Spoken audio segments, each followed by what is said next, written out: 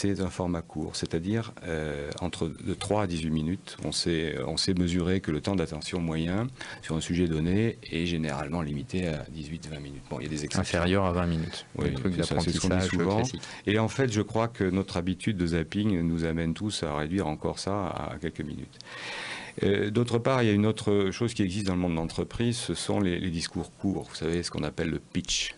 Le pitch commercial, le pitch pour présenter une entreprise, pour expliquer en quoi vous êtes unique au monde.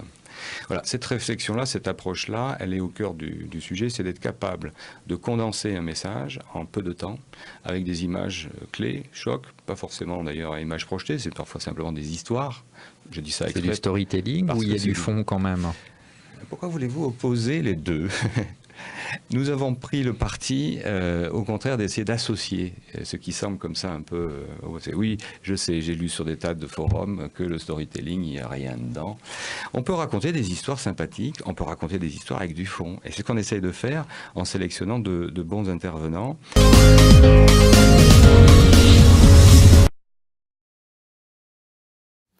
Alors, raconter une histoire, c'est en effet de plus en plus comme cela que l'on formalise ce qui est de l'ordre de la projection de la vision, des actions à mener dans beaucoup de contextes, hein, que ce soit politique, entreprise, associatif ou autre.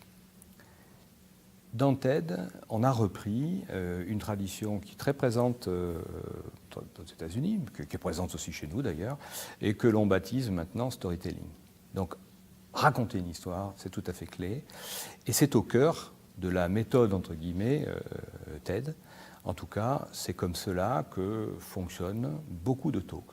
Pas exclusivement, pas obligé de raconter non plus sa vie, ni forcément une histoire, mais c'est souvent structuré de cette manière-là.